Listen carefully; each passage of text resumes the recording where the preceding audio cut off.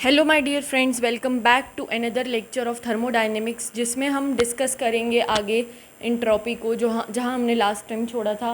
एक बात मुझे आपसे पूछनी है कि आप किस चीज़ में कंफर्टेबल हैं, वाइट बोर्ड में या ग्रीन बोर्ड में, क्योंकि मैं बहुत कंफ्यूज हो गई हूँ। क्योंकि वाइट बोर्ड पे थोड़ा अपीयरेंस अच्छी लगती है जब मैं राइटिंग की, बट ग्रीन बोर्ड में मेरे पास चॉक्स के कलर्स बहुत ज़्यादा हैं, तो इसलिए मैं वो भी यूज़ कर सकती हूँ।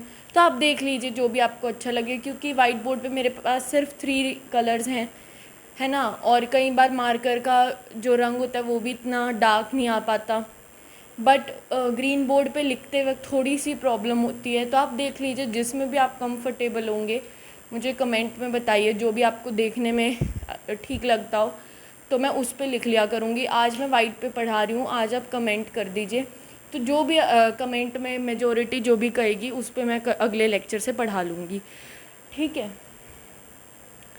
तो आज हम स्टार्ट करते हैं जहाँ से हमने छोड़ा था एंट्रोपी को। एंट्रोपी में हम 5th पॉइंट कवर कर रहे थे। जैसे मैंने आपको बताया था 5th पॉइंट में था फॉर एन इरिवर्सिबल रिएक्शन, ये हम पढ़ रहे थे। इसमें मैंने बताया था अगर ए से बी कन्वर्जन हो रहा है और ये इरिवर्सिबली हो रहा है, पर हमने डेल्टा एस के फॉर्मूले में integration Q reversible upon T लिखा था, तो हमें क्यू तो कौन से वाला चाहिए, रिवर्सिबल वाला। तो हमने एक इमेजिनरी पाथ बनाया था, रिवर्सिबल पाथ, और हमने कहा था कि इसकी एंट्रोपी जो है वो है डेल्टा एस। क्योंकि एंट्रोपी एक स्टेट फंक्शन है तो वो डिपेंड नहीं करेगा कि हम रिवर्सिबल पाथ से जा रहे हैं या इरिवर्सिबल पाथ से। उसका मतलब सिर्फ इतना होना चाहिए कि फाइनल स्टेट और इनिशियल स्टेट अगर सेम है तो आप चाहे रिवर्सिबल पाथ फॉलो करो चाहे इरिवर्सिबल, डेल्टा एस की वैल्यू क्या रहेगी, सेम। हमने इस चीज़ का यूज़ किया था, राइट। 1 मिनट प्लीज़, ठीक है। हमने इस चीज़ का यूज़ किया था, तो अब आगे हमें पढ़ना था इसमें फर्दर पॉइंट, तो वो मैं आपको लिखवा देती हूँ।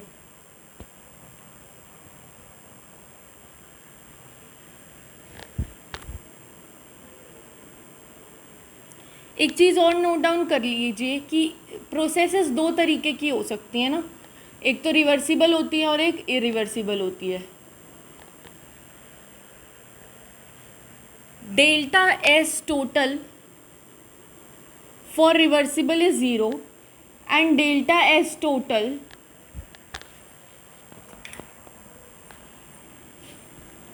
For irreversible is greater than 0। ये 2 चीज़ें भी आपको याद रखनी है। ये मैं बता देती हूँ कि ये टोटल 0 कैसे होता है एक रिवर्सिबल प्रोसेस में। आप देखिए, जब मैंने आपको बताया था कोई सिस्टम नॉन आइसोलेटेड है तो उसमें हम क्या चेक करते थे, स्पॉन्टेनियस या नॉन स्पॉन्टेनियस देखने के लिए डेल्टा एस टोटल, जब सिस्टम क्या होता था, नॉन आइसोलेटेड। अगर delta S total greater than 0 आता था तो वो रिएक्शन स्पॉन्टेनियस थी, delta S total less than 0 आता था तो नॉन स्पॉन्टेनियस थी, इक्वल टू 0 आता था तो इक्विलिब्रियम पे थी। बट डेल्टा एस 0 का मतलब इक्विलिब्रियम तो होता ही है, उसका मतलब ये भी होता है कि वो रिएक्शन रिवर्सिबल थी, राइट, ठीक है। इक्विलिब्रियम का मतलब ही क्या होता है, जितना बी बन रहा है उतना ही ए बन रहा है, यही तो होता है इक्विलिब्रियम पे, तो दैट मीन्स वो रिवर्सिबल तो होगी। बट डेल्टा एस टोटल का मतलब, जैसे ग्रेटर देन 0 का मतलब था कि रिएक्शन स्पॉन्टेनियस होगी, तो उसका एक और मतलब ये भी होता है कि वो रिएक्शन इरिवर्सिबल होगी। इतनी बात आप दिमाग में बिठाइए पहले, ये 2 बातें, ओके। अब हम बात करते हैं आगे एक और चीज़ की।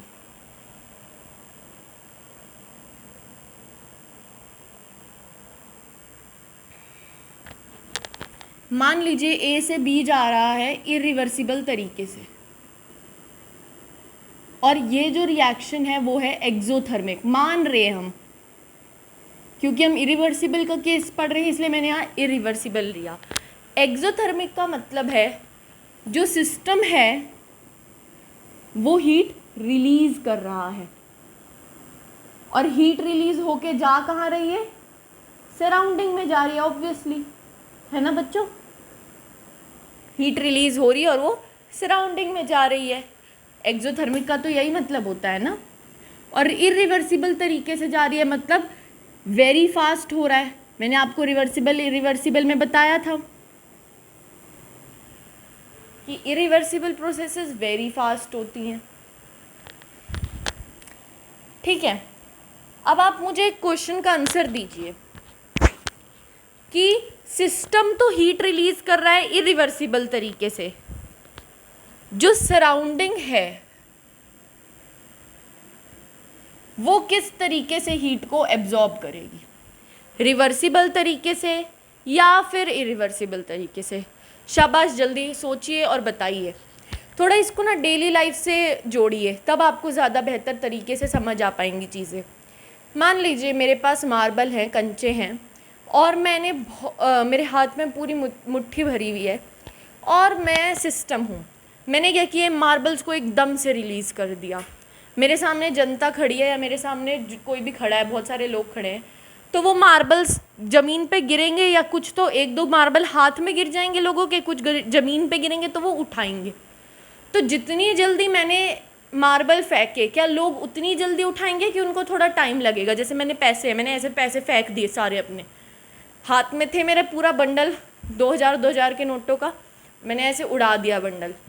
लोग खड़े हैं, लोग क्या करेंगे, धीरे धीरे, ऑब्वियसली जितनी जल्दी मैंने उड़ाया उतनी जल्दी तो कोई कलेक्ट नहीं कर सकता ना। समझ रहे बात। किसी भी तरीके से देख लीजिए कि मैंने दूध गिरा दिया, दूध गिराने में तो मुझे 1 सेकंड लगा, पर उसको साफ़ करना, पोछा मारना, ये सब में तो टाइम लगता है ना। दैट मीन्स अगर सिस्टम एकदम से हीट रिलीज़ कर देता है, यानी कि इरिवर्सिबल तरीके से रिलीज़ करता है, यानी कि बहुत फास्ट हीट रिलीज़ करता है, तो सराउंडिंग वो हीट इतनी जल्दी नहीं ले पाती। That means not so fast. तो दैट मीन्स सराउंडिंग किस तरीके से हीट लेती है, रिवर्सिबल तरीके से। क्या ये कंसेप्ट क्लियर है? आई होप सो। चलिए, तो इतनी बात तो हमें क्लियर हो गई है, आगे बढ़ा जाए।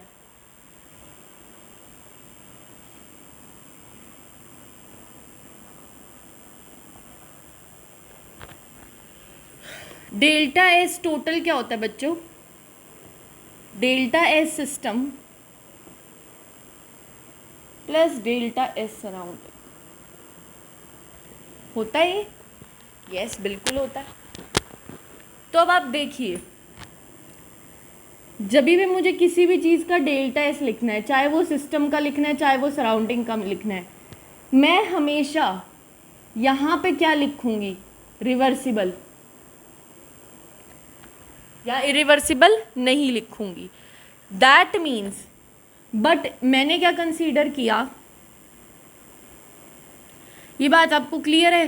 तो डेल्टा एस ऑफ सिस्टम क्या हो गया, क्यू रिवर्सिबल अपॉन टू। एक बार मैं इंटीग्रेशन को हटा रही हूँ, मैं यहाँ पे डेल्टा क्यू लिख देती हूँ फॉर द टाइम बीइंग। क्या ये 1 पॉइंट क्लियर है? बिल्कुल। अब आप मुझे एक बात बताइए, सिस्टम ने जितनी हीट रिलीज़ की, भाई जितना सिस्टम हीट रिलीज़ करेगा उतना ही तो सराउंडिंग एब्जॉर्ब करेगा, या कहीं और से भी एब्जॉर्ब कर लेगा। यूनिवर्स में 2 ही चीज़ें कंसीडर कर रहे हैं हम इस टाइम, सिस्टम और एक सराउंडिंग। तो जितनी हीट सिस्टम ने रिलीज़ की, रिलीज्ड हीट को मैंने आपको बताया था साइन कन्वेंशन नेगेटिव, और अगर सिस्टम हीट एब्जॉर्ब कर रहा है तो वो पॉजिटिव। क्योंकि सराउंडिंग हीट ले रही है सिस्टम से एक्सोथर्मिक के दौरान, तो मैंने वहाँ लिख दिया पॉजिटिव सराउंडिंग के आगे। क्योंकि सिस्टम हीट रिलीज़ कर रहा है तो मैंने यहाँ साइन लगा दिया नेगेटिव का। आई होप सो इतनी बात भी क्लियर है कि minus Q system will be equal two plus Q surrounding, right. तो चलिए इसमें थोड़ी सी और मॉडिफिकेशन करते हैं। माइनस क्यू सिस्टम, सिस्टम किस तरीके से हीट दे रहा है, इरिवर्सिबल तरीके से। सराउंडिंग किस तरीके से हीट ले रही है, रिवर्सिबल तरीके से। क्या ये मैंने इक्वल लगाया, इसमें किसी को कोई दिक्कत हो तो प्लीज़ कमेंट्स में बताएं। ये हो गया मेरा सेकेंड पॉइंट।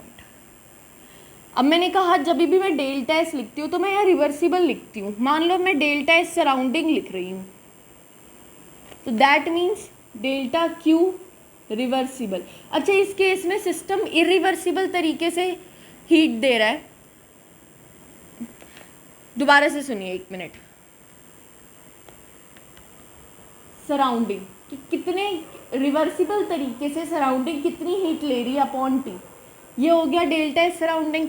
और मैंने क्या लिखा, डेल्टा एस सराउंडिंग रिवर्सिबल किसके बराबर है, माइनस क्यू सिस्टम इरिवर्सिबल। तो क्या मैं इसको माइनस क्यू सिस्टम इरिवर्सिबल लिख दूं? ये मैंने चीज़ यहाँ से लिखी है, यहाँ क्यू रिवर्सिबल सिस्टम सराउंडिंग था, यहाँ भी क्यू रिवर्सिबल सराउंडिंग था। ये किसके बराबर था, माइनस क्यू सिस्टम इरिवर्सिबल। यहाँ लिख दे minus Q system irreversible upon T. I hope so इतना आपको बहुत अच्छे से क्लियर हुआ है। चलिए,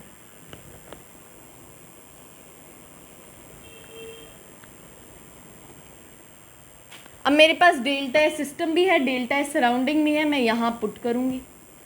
तो देखिए डेल्टा एस सिस्टम कितना है, delta q reversible upon T. ये तो मैंने सिस्टम का ही लिखा ना बच्चों। अब मैंने क्या ऐड करना है, सराउंडिंग का डेल्टा एस प्लस क्या लिख दिया यहाँ पे, minus Q system irreversible upon T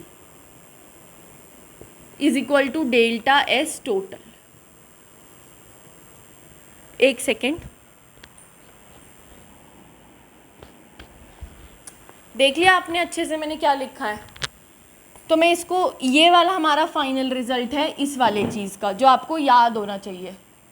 ठीक है, मैं अच्छे से लिख देती हूँ, सुंदर सुंदर, पूरा बोर्ड इरेज करके अच्छे से बड़ा बड़ा, ताकि आप नोट डाउन करें उसे।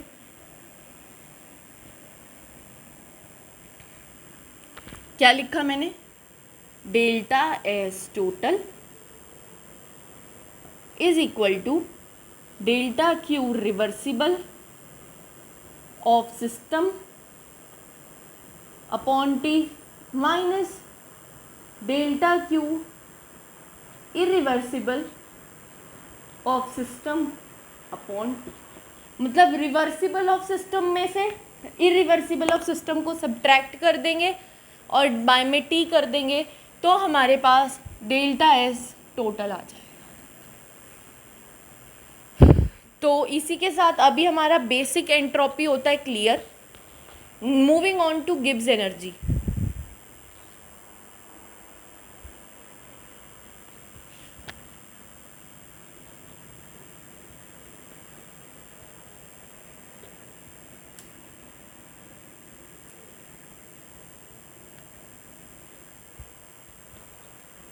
हेडिंग डाल लीजिए, गिब्स एनर्जी।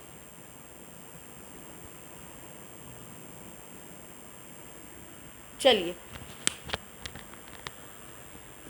थोड़ा बहुत तो मैंने पहले एक बार बता रखा है। गिब्स एनर्जी को हम नॉन पीवी वर्क भी कहते हैं और ये होता है यूजफुल वर्क के बराबर। ये सब तो मैंने बता रखा है ना बच्चों। इसको हम कैपिटल जी से इंडिकेट करते हैं। ठीक है, अब मैं आपको थोड़े पॉइंट्स देखिए बताती हूँ।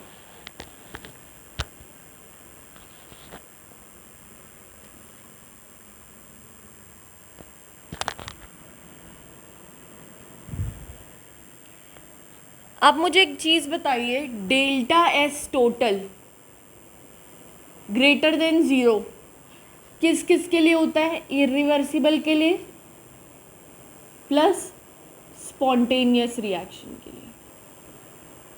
राइट बच्चों। अब मैंने क्या लिखा, डेल्टा एस टोटल को डेल्टा एस सिस्टम लिख दिया प्लस में डेल्टा एस सराउंडिंग लिख दिया ग्रेटर देन ज़ीरो। इसको मैंने ऐसे स्प्लिट करके लिख दिया। ठीक है, मैंने आपको जस्ट अभी जो डेरिवेशन करवाई उसमें मैंने आपको क्या बताया था,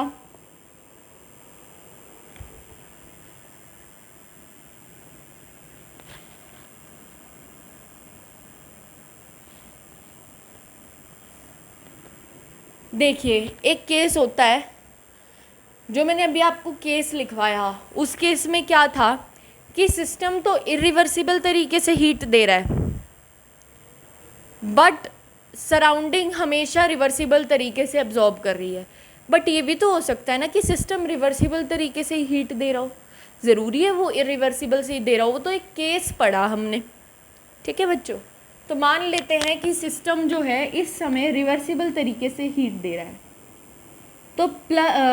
तो सिस्टम हीट रिलीज कर रहा है, माइनस क्यू सिस्टम रिवर्सिबल तरीके से will be equal two plus Q surrounding reversible तरीके से। ये बात समझ आती है कि सिस्टम जितनी हीट रिवर्सिबल तरीके से दे रहा है उतनी ही हीट सराउंडिंग भी एब्जॉर्ब करेगा, और बस वो प्रोसेसेस यहाँ नीचे लिख देनी है जिन जिन प्रोसेसेस से वो हीट एब्जॉर्ब कर रहा है। अभी जो हमने डेरिवेशन की उसमें क्या लिखा था, क्योंकि सिस्टम इरिवर्सिबल तरीके से दे रहा था तो यहाँ इरिवर्सिबल लिख दिया, बट यहाँ पे हमने क्यू सराउंडिंग रिवर्सिबल ही लिख के रखा। पर अब मैं क्या कह रही हूँ, आप ये वाला केस कंसीडर करिए कि सिस्टम रिवर्सिबल तरीके से दे रहा है। तो देखिए डेल्टा एस सराउंडिंग क्या होता है, क्या लिखूंगी मैं, integration Q reversible of surrounding upon T, और Q reversible of surrounding upon T तो किसके बराबर है, माइनस क्यू सिस्टम रिवर्सिबल के। तो क्या मैं इस जगह पे माइनस क्यू सिस्टम रिवर्सिबल लिख दूँ, बिल्कुल लिख सकता है, पिछली बार भी तो यही किया था। तो हमने यहाँ माइनस ये वाला लगाया, Q system reversible upon T greater than 0, ठीक है। हैंकी कहाँ गया,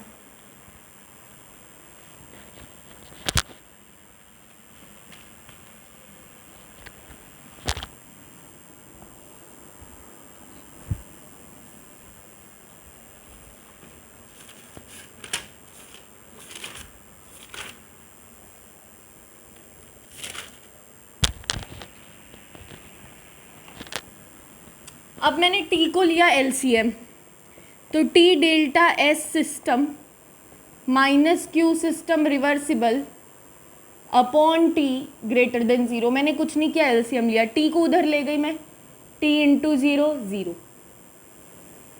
आई होप इतना क्लियर हुआ। अब आप मुझे एक बात बताइए, एट कांस्टेंट प्रेशर Q किसके बराबर होता है, डेल्टा Q किसके बराबर होता है, मतलब Q डेल्टा H के बराबर होता है, ये हमने पढ़ी है पहले बात। दैट मीन्स मैं इस चीज़ की जगह डेल्टा H लिख दूँ क्या, बिल्कुल लिख सकती हूँ। तो T delta S system minus delta H will be greater than 0, ठीक है बच्चों।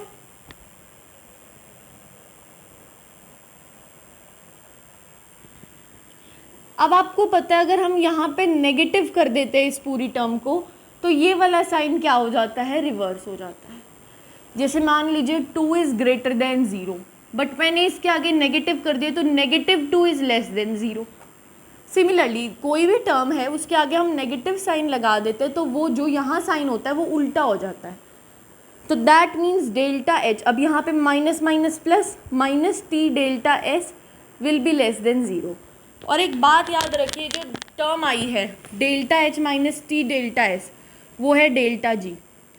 ये जो होता है ये डेल्टा जी का फॉर्मूला है delta H minus T delta S, और ये क्या आया, लेस देन 0। और मैंने मैंने ये वाली चीज़ क्यों लिखी थी, क्योंकि मैं अभी स्पॉन्टेनियस लिख रही हूँ, यहाँ लिखा ना मैंने। तो अगर मैं इसी को कंटिन्यू कर रही हूँ दैट मीन्स ये कंडीशन भी किसके लिए होगी, स्पॉन्टेनियस के लिए। तो जब मैं आपको कंडीशंस लिखवा रही थी तो मैंने कहा था डेल्टा जी को हम आगे पढ़ेंगे, जब हम डेल्टा एस लिखते हैं और वो दोनों ग्रेटर देन 0 होने चाहिए तब वो स्पॉन्टेनियस होता है, बट डेल्टा जी के केस में अगर वो लेस देन 0 है तब वो स्पॉन्टेनियस होगा। तो अब आपको समझ आ गया कि अगर डेल्टा एस सिस्टम या फिर delta S total greater than 0 होते तब रिएक्शन स्पॉन्टेनियस होते हैं, बट डेल्टा जी जो होना चाहिए वो लेस देन 0 होना चाहिए for reaction to be spontaneous. तो ये चीज़ यहाँ से प्रूव होती है। ठीक है, आई होप इतना समझ आया है सबको।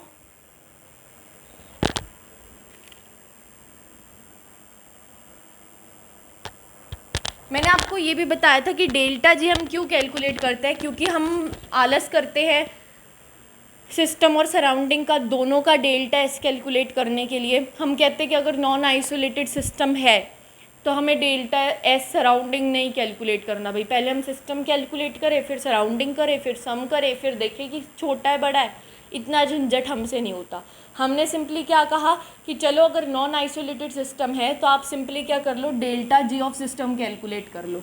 अगर तो वो लेस देन 0 आया तो रिएक्शन स्पॉन्टेनियस है, नहीं आया तो नॉन स्पॉन्टेनियस है, इक्वल टू 0 आया तो इक्विलिब्रियम है। यही पढ़ा था ना हमने पिछली बार।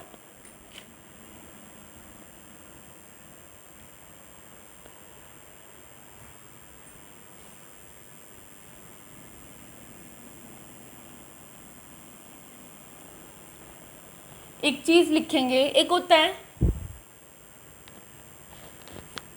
डेल्टा जी, एक होता है डेल्टा जी नॉट। ये होता है स्टैंडर्ड गिब्स फ्री एनर्जी। ठीक है बच्चों, अब आपको एक चीज़ याद रखनी है कि एट इक्विलिब्रियम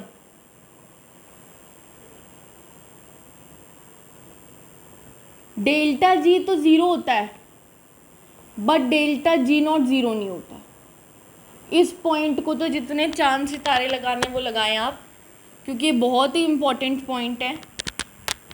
कई बार हम जल्दबाजी में इसको 0 टिक कराते हैं, बट ये 0 कभी नहीं होता, ये 0 होता है।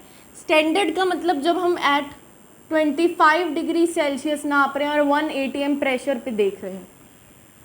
जैसे हमने वैसे तो STP पे 0 टेम्परेचर मानते हैं, बट इस चैप्टर में हम स्टैंडर्ड पे हम 25 डिग्री सेल्सियस लेते हैं। आ रही है बात समझ? तो चलिए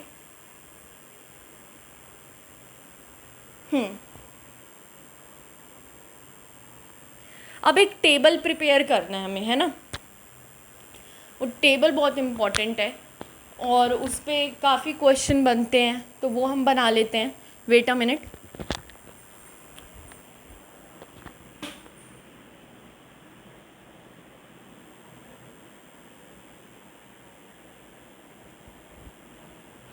चलिए,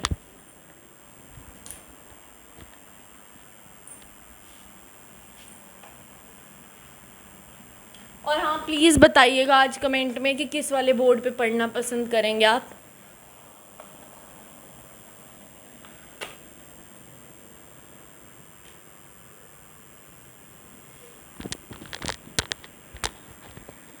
एक टेबल बनाएंगे,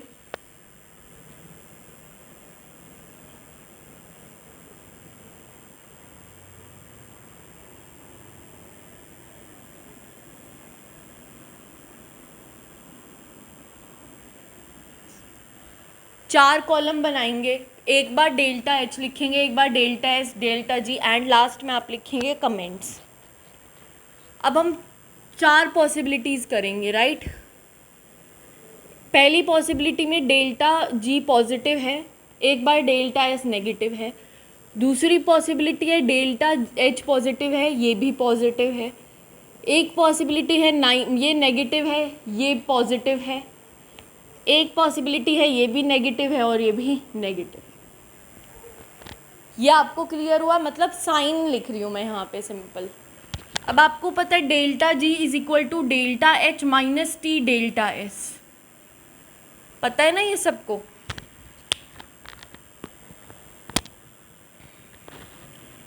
मैंने बोला डेल्टा एच पॉजिटिव है, इसका क्या मतलब होता है?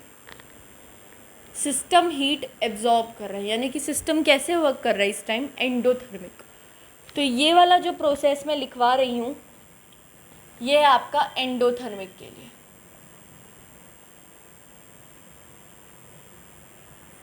क्लियर है? देखिए डेल्टा एच टू पॉजिटिव है और ये वाला चीज़ भी ये नेगेटिव है, तो ये नेगेटिव तो ये ओवरऑल टर्म क्या हो गई, पॉजिटिव। समझ रहे हैं बात, डेल्टा एच तो पॉजिटिव है, डेल्टा एस क्या लिया, नेगेटिव, और यहाँ पे भी नेगेटिव है, तो नेगेटिव नेगेटिव पॉजिटिव बन जाएगी, तो ये होल टर्म पॉजिटिव आ जाएगी। तो इस केस में डेल्टा जी क्या आ जाएगा, ग्रेटर देन 0 आ जाएगा, that means it will be positive. और किस पे, एट ऑल टेम्परेचर्स। तो जब डेल्टा एच पॉजिटिव होता है और डेल्टा एस नेगेटिव होता है, अब आप मुझे बताइए, मैंने आपको स्पॉन्टेनिटी नॉन स्पॉन्टेनिटी की कंडीशन बताई थी कि अगर डेल्टा जी ग्रेटर देन 0 है तो रिएक्शन स्पॉन्टेनियस होगी, non spontaneous. Obviously reaction will be non spontaneous, बताया था मैंने ये।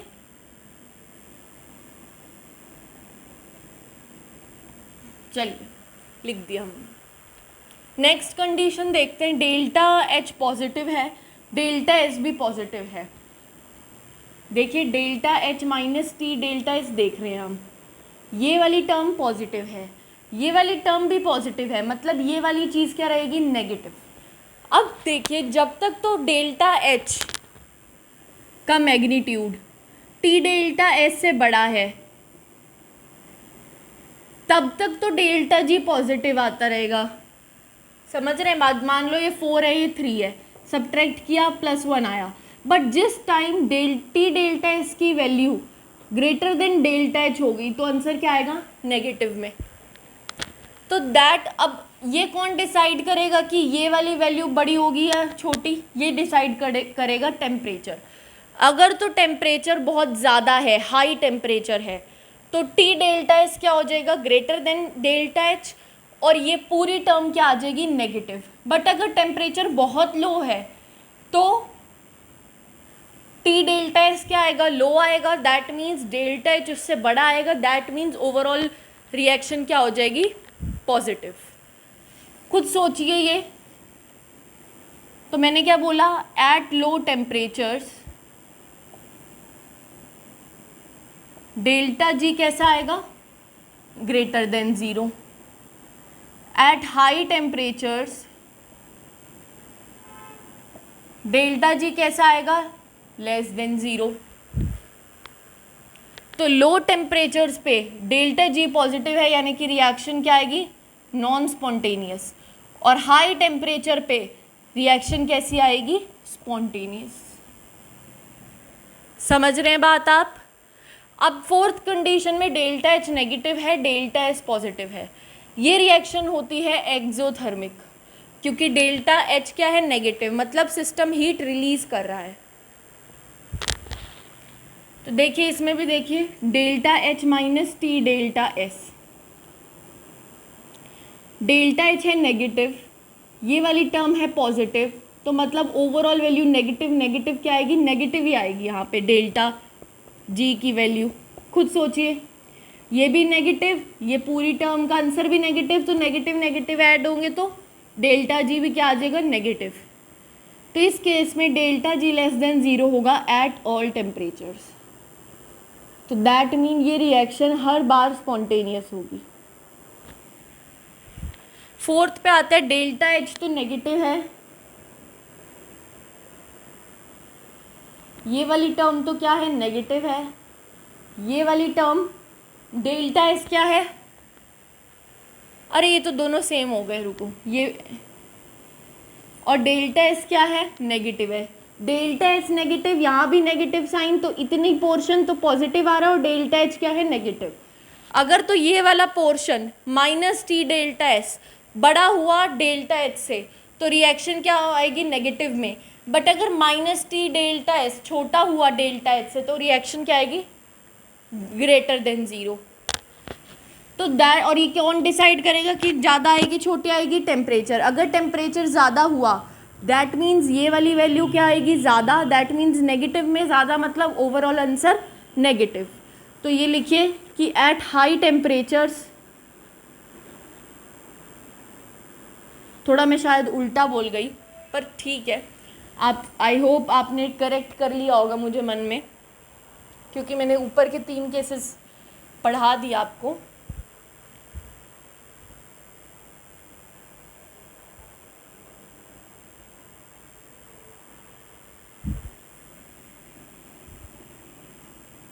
ये कम हुआ, तो ये पॉजिटिव, ये नेगेटिव, नेगेटिव।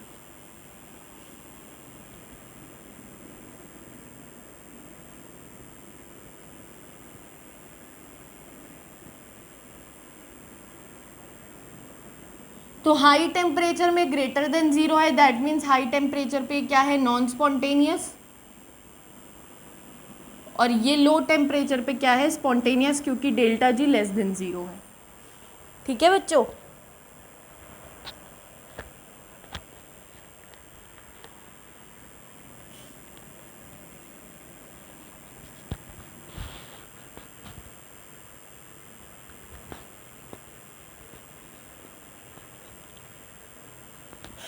ये भी क्या है, एक्सोथर्मिक। ये क्या है आपकी, एंडोथर्मिक। ठीक है।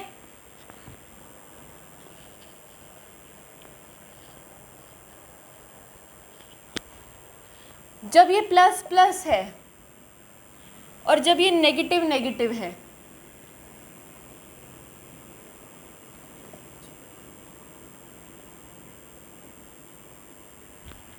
डेल्टा एच भी पॉजिटिव है और ये भी पॉजिटिव है,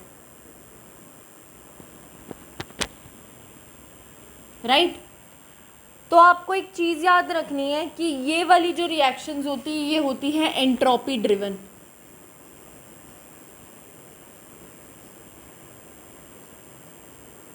और ये वाली जो रिएक्शंस होती है ये होती है एंथैल्पी ड्रिवन।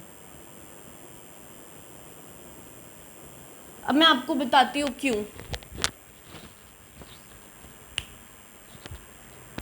आप देख रहे हैं डेल्टा एस क्या है इसमें, पॉजिटिव। डेल्टा एस क्या आ रहा है, पॉजिटिव। खुद सोचिए। और डेल्टा एच क्या आ रहा है, पॉजिटिव। डेल्टा एच बेसिकली किसको रिप्रेजेंट करता है, हीट एक्सचेंज को। Heat is a form of energy. अगर कोई सिस्टम एनर्जी एब्जॉर्ब करता है तो वो स्टेबल होता है कि अनस्टेबल। हम क्या बोलते हैं, stability is inversely proportional to energy. अगर किसी चीज़ की एनर्जी कम है मीन्स वो ज़्यादा स्टेबल है। ये चीज़ दिमाग में बिठाइए पहले, जिसकी भी ज़्यादा एनर्जी है वो चीज़ अनस्टेबल है, जिसकी भी कम एनर्जी है वो चीज़ स्टेबल है। तो stability is inversely proportional to energy. Means delta H तो पॉजिटिव है, मतलब वो हीट को एब्जॉर्ब कर रहा है, मतलब एनर्जी को एब्जॉर्ब कर रहा है, मतलब अपनी एनर्जी बढ़ा रहा है। तो वो चीज़ स्टेबल होगी कि अनस्टेबल, अनस्टेबल। बट फिर भी ये रिएक्शन हाई टेम्परेचर पे स्पॉन्टेनियस है। भाई कैसे, कोई चीज़ अपनी एनर्जी बढ़ा रही है तो वो स्पॉन्टेनियस कैसे हो गई रिएक्शन, वो तो नॉन स्पॉन्टेनियस होनी चाहिए, क्योंकि हर चीज़ दुनिया में स्टेबिलिटी चाहती है। वो स्पॉन्टेनियस कैसे हो गई, वो खुद ब खुद कैसे हो रही है। खुद ब खुद तो वो चीज़ें होती है जो फ़ायदा दे रही हों। अब हम खुद ब खुद गलत काम थोड़ी ना करके आएंगे, वो चीज़ हमें फ़ायदा नहीं दे रही, कोई हमें फोर्स करेगा कि ये कर कर कर, तभी तो करते हैं ना। और अच्छे लोग तो वो तभी भी नहीं करते। ठीक है। तो एंथैल्पी तो इसको कह रही है कि एंथैल्पी की वजह से इसकी एनर्जी तो बढ़ रही है, और एनर्जी बढ़ने की वजह से अनस्टेबिलिटी आती है, बट फिर भी ये रिएक्शन हाई टेम्परेचर पे स्पॉन्टेनियस है। मीन्स कोई ना कोई ऐसा फैक्टर एक और होगा जो इसको स्पॉन्टेनियस बना रहा है, क्योंकि एंथैल्पी तो इसको कह रही है कि मत जागे, मत करिए प्रोसेस, क्योंकि अगर तू ये प्रोसेस करेगा तो मैं बढ़ूंगी, बढ़ूंगी तो तेरे अंदर एनर्जी ज़्यादा आएगी और तू अनस्टेबल ज़्यादा होगा। बट इस प्रोसेस में आप ये देखिए कि एंट्रोपी फैक्टर जो है वो भी पॉजिटिव है। और मैंने आपको बताया था एंट्रोपी पढ़ाते वक्त, इस दुनिया की हर चीज़ रैंडमनेस में जाना चाहती है, हर चीज़ रैंडम होना चाहती है, डिसऑर्डर होना चाहती है।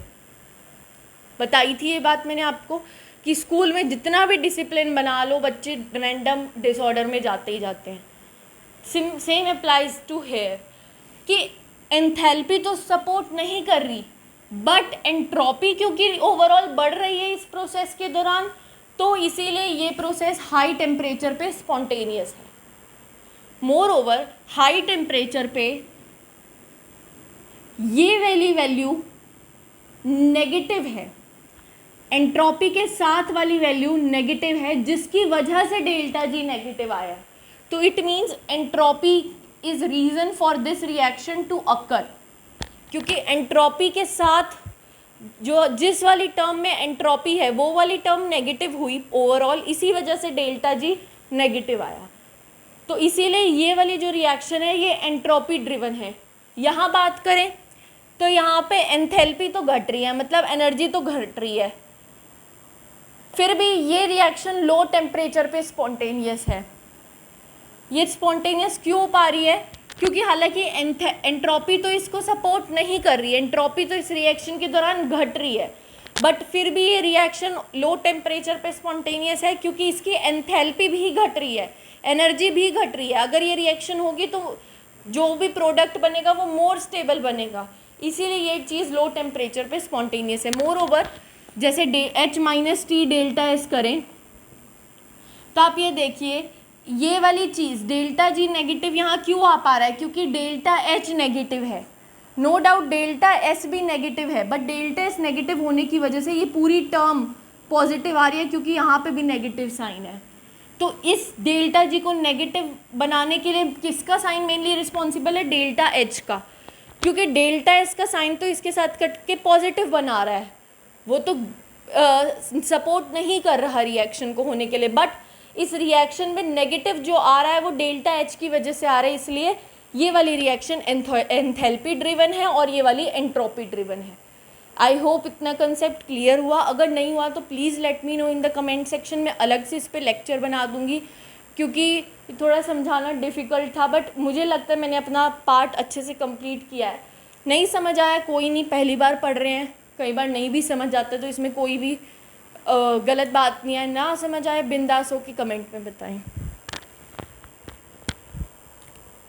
क्योंकि मैं तो मतलब पहली बार में अक्सर चीज़ें कई बार नहीं भी समझ आती, तो इसमें कोई गलत बात नहीं है या शर्माने वाली बात तो बिल्कुल भी नहीं होती।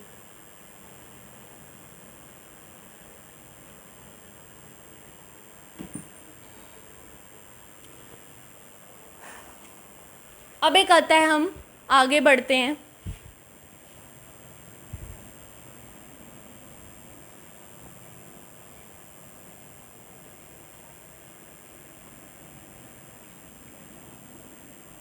Physical significance of Gibbs free energy.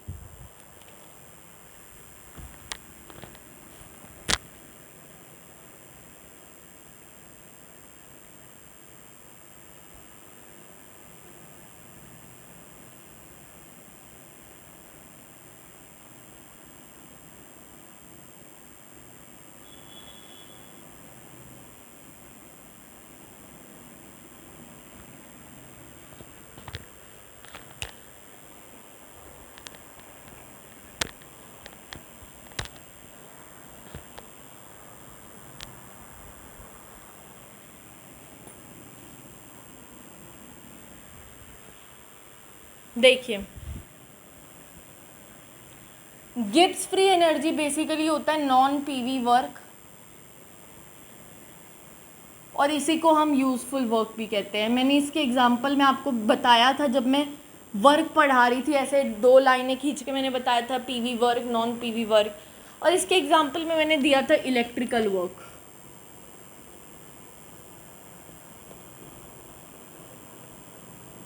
और ये मैंने उस टाइम थोड़ा एक्सप्लेन भी किया था, तो ये वाली लाइन तो आपको रटी होनी चाहिए। ठीक है बच्चों, इसको अगर आप लिखोगे तो इसको ऐसे लिख सकते हो, amount of energy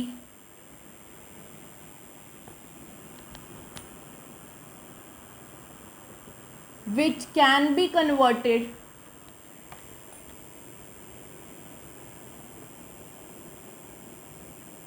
into useful work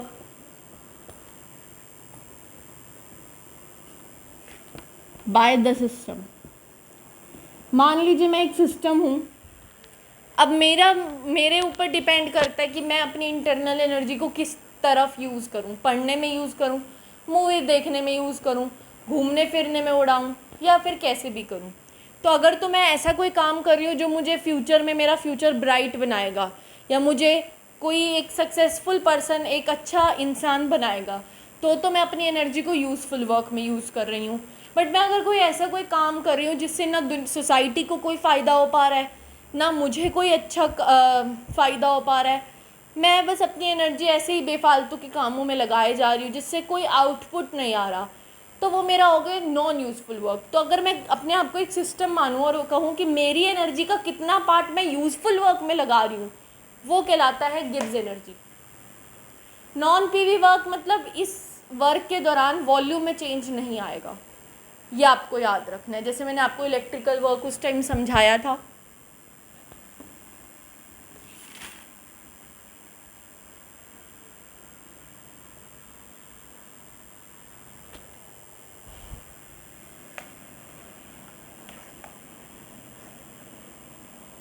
तो ये बात हो गई हमारी फिजिकल सिग्निफिकेंस पे।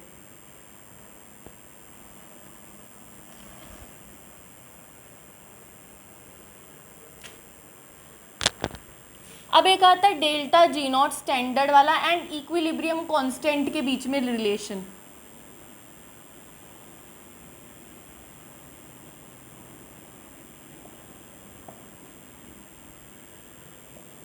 मान लीजिए ए बी सी डी,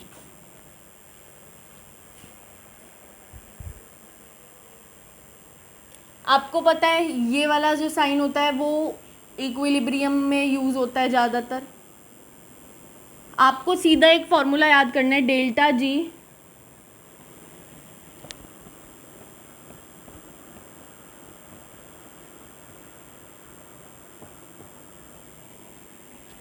ठीक है, ये फॉर्मूला आपको याद रखना है, where Q is reaction quotient. या आप जब इक्विलिब्रियम पढ़ेंगे तो डिटेल में पढ़ लेंगे, अभी के लिए ये याद रखिए। अब मान लीजिए कोई चीज़ इक्विलिब्रियम पे है तो उसका डेल्टा जी तो ज़ीरो हो जाएगा, बट मैंने आपको बताया था डेल्टा जी नॉट ज़ीरो नहीं होता। और Q को इक्विलिब्रियम पे हम के सी से रिप्लेस कर देते हैं, ये भी आप तभी पढ़ेंगे। तो डेल्टा जी नॉट क्या आ गया, minus R T L N Q K C. अब थोड़ा सा इसको मॉडिफाई करते हैं, तो ये आ गया delta G naught, R T को मैं इधर ले आई, upon R T is equal to minus l N K C. मैंने ई लिया, समझ रहे हैं ना क्या मैं कहना चाह रही हूँ। तो इस माइनस को मैं यहाँ ले आई,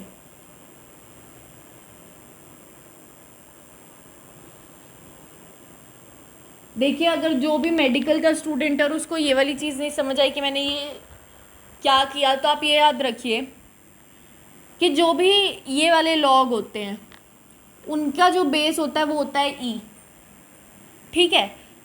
और एक चीज़ याद रखिए, मान लीजिए मैंने ई की पावर में अगर एल एन ई ले आई तो एल एन कट जाता है। सिमिलर मतलब मैं ये कहना चाह रही हूँ कि जैसे मैंने ई एल एन ई के सी लिखा, मैंने जैसे यहाँ ई लिखा यहाँ भी ई लिख दिया, ये वाली जो पूरी टर्म है इसको इसकी पावर में लेके चलेगी, एक्सपोनेंट में लेके चलेगी। सिमिलरली इसको भी मैं एक्सपोनेंट में लेके चलेगी। और ये एक आइडेंटिटी होती है कि अगर यहाँ वाली चीज़ और यहाँ वाली चीज़ सेम हो तो हम सीधा इसको काट देते हैं, तो ये के सी आ जाता है। मेडिकल स्टूडेंट्स के लिए थी ये नॉलेज, तो आई होप ये भी क्लियर हो गया होगा।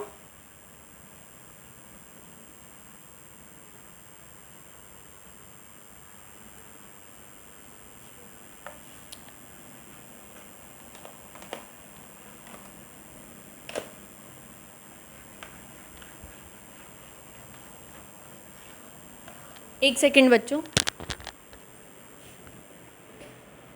चलिए। तो बेसिकली हमने डेल्टा जी के दो फॉर्मूलाज पढ़े, एक ये पढ़ा,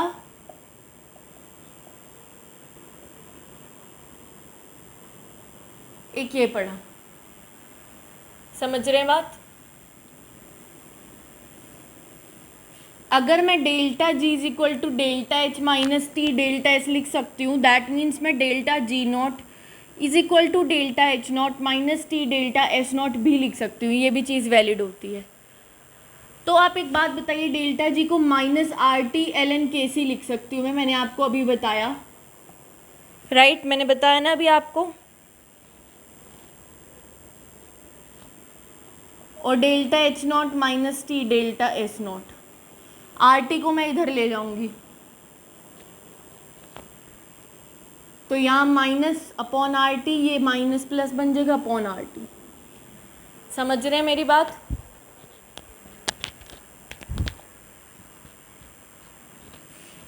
तो यहाँ तो टी से टी कैंसिल हो जाएगा, तो एल एन के सी क्या आ जाएगा, minus delta H not upon R T plus delta S not upon R. ये एक इक्वेशन बन के आपके सामने आ जाएगी। तो इसको minus delta H not upon R को ब्रैकेट में लिखेंगे 1/t प्लस में delta S not upon R is equal to l N K C. क्या आपको ये equation y is equal to m x plus C जैसी लिख रही है? इसको लिखो y एक्सिस पे, ये पूरा हो गया आपका m, 1/t हो गया x प्लस ये हो गया आपका c। तो अगर हम ग्राफ बनाएं एल एन के सी और 1/t के बीच में, तो स्लोप नेगेटिव है, कुछ ऐसा आएगा, और इसकी वैल्यू होगी delta S not upon R, और जो स्लोप होगा वो होगा minus delta H not upon R. इसी के साथ हमारा गिब्स एनर्जी होता है ख़त्म। अब हम अपने नेक्स्ट लेक्चर में पढ़ेंगे डिफरेंट प्रोसेसेस, ठीक है, डिफरेंट प्रोसेसेस पढ़ेंगे, और फिर जाके थोड़ा बहुत चैप्टर कंप्लीशन की तरफ आएगा, अभी भी पूरा नहीं आएगा, ठीक है बच्चों। तो तब तक के लिए पढ़ते रहिए, और प्लीज़ कमेंट्स में आज बता दीजिए कौन सा बोर्ड चाहिए। और हाँ, एक और बात, मैं ऑर्गेनिक के लिए एक अलग चैनल बना रही हूँ, ऑर्गेनिक केमिस्ट्री के लिए। इस चैनल में मैं इसलिए नहीं अपलोड कर रही क्योंकि फिर एक लेक्चर ऑर्गेनिक का, एक फिज़िकल का, तो ऐसे मैसअप हो जाएगा। तो जिसको ऑर्गेनिक सीखनी हो वो उस चैनल पे जाएं, मैं लिंक भी भेज दूँगी जल्दी डिस्क्रिप्शन बॉक्स में अगले 1-2 लेक्चर्स के अंदर। तो अगर आपको ऑर्गेनिक भी पढ़नी है तो ठीक है, नहीं तो अगर आपको सिर्फ फिज़िकल पढ़नी है तो आप पढ़ सकते हैं मेरे लेक्चर से, इस वालों से। तब तक के लिए पढ़ते रहिए और बोर्ड के बारे में भी बता दीजिए। Bye bye.